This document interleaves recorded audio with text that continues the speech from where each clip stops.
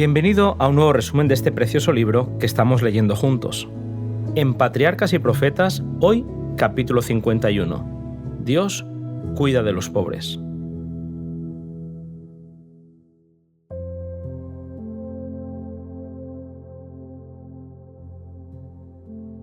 A fin de fomentar las reuniones del pueblo para los servicios religiosos y también para suplir las necesidades de los pobres, se le pedía a Israel que diera un segundo diezmo de todas sus ganancias. El primero era para los hijos de Leví, mientras que el segundo era la 10ª parte del grano, del vino, del aceite y de los animales para un festín religioso en el cual participarían los levitas, los extranjeros, los huérfanos y las viudas. Cada tercer año, este segundo diezmo había de emplearse en casa para agasajar a los levitas y a los pobres. Este diezmo había de proveer un fondo para los fines caritativos y hospitalarios. Dios declaró que los pobres no dejarían de existir en la tierra. La pobreza no sería totalmente desconocida entre ellos y tendrían oportunidad de ejercer simpatía, ternura y benevolencia. Siguiendo las instrucciones dadas por Dios, no habría mendigos en Israel ni quien sufriera por falta de alimentos. El que tuviera hambre estaba autorizado a ir al sembrado, huerto o viñedo del vecino para comer hasta satisfacerse. Las obras de la siembra también les pertenecían. Además, cada 7º año había una provisión especial para los pobres. Era el año sabático, que comenzaba al fin de la cosecha. Aquel año podían comer de lo que la tierra produjese espontáneamente cuando estaba fresco, pero no podían guardar ninguna porción de esos productos en sus graneros. Todo sería gratuito para el consumo gratuito del extranjero, el huérfano, la viuda y hasta para los animales del campo. Dios bendecía la fidelidad del pueblo, otorgando el 6º año una cosecha por 3 años. La observancia del año sabático había de beneficiar tanto a la tierra como al pueblo. Durante el año sabático, debía ponerse en libertad a los esclavos hebreos y no despedirlos con las manos vacías. Las instrucciones divinas decían que el salario del trabajador debía serle pagado con prontitud. También se dieron instrucciones especiales respecto al tratamiento de los que huían de la servidumbre, pues se les debía dar cobijo y protección. Para los pobres, el 7º año era un año de remisión de las deudas. Los hebreos tenían la orden de ayudar siempre a sus hermanos indigentes, con préstamos de dinero sin interés. Se prohibía expresamente recibir usura de un hombre pobre. Si la deuda quedaba sin pagar hasta el año de la remisión, tampoco se podía recobrar el capital. Eso no sería excusa para negar el auxilio a cualquiera que lo necesitase.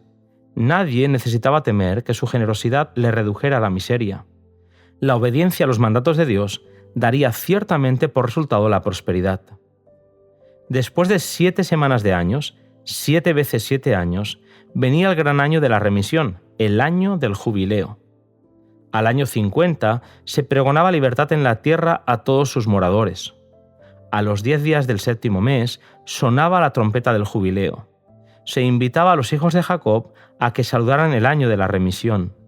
En el gran día de la expiación se expiaban los pecados de Israel y con corazones llenos de regocijo el pueblo daba la bienvenida al jubileo.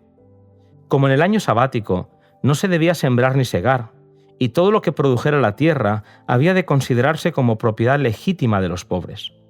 Aquel año especial, toda propiedad inmueble era restituida a la familia del poseedor original.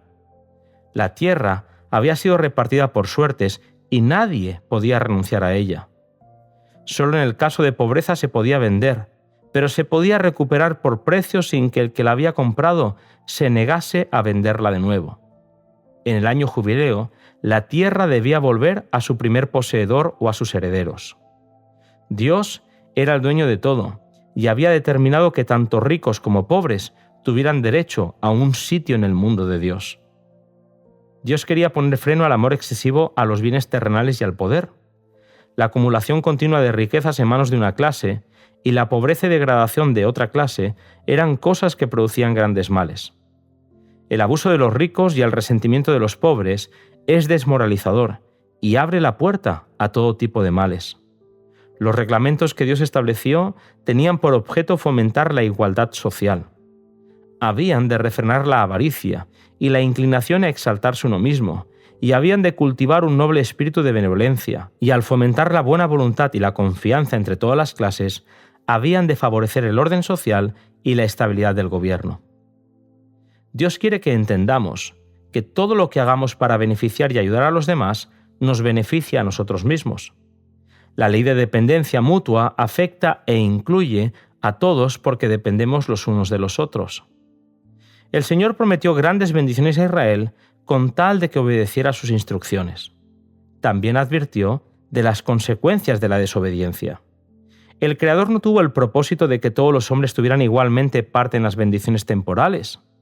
La diferencia de condición entre unos y otros es uno de los medios por los cuales Dios se propone probar y desarrollar el carácter. Quiere que los que tienen bienes se consideren administradores a los que se les ha confiado recursos en pro de los necesitados y de los que sufren. Cristo se identifica con los afligidos. El corazón de nuestro Redentor se compadece de los más pobres y humildes de sus hijos terrenales.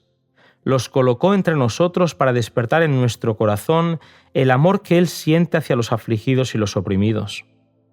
Cristo acepta la misericordia y la benevolencia que se les muestre como si fuese manifestada para con Él. Considera como dirigido contra Él mismo cualquier acto de crueldad o de negligencia hacia ellos. Si la ley dada por Dios se hubiera guardado siempre, el egoísmo y la vanidad no se manifestarían como ahora lo hacen. Cada hombre respetaría la felicidad y el bienestar de los demás, y no existiría la indigencia tan generalizada en tantos países. La ley divina protege a los pobres de la opresión, a la vez que evita la acumulación de riquezas y la gratificación del deseo ilimitado. Respetar las indicaciones de Dios representaría la solución pacífica de aquellos problemas que en nuestros días amenazan con llenar el mundo de anarquía y efusión de sangre.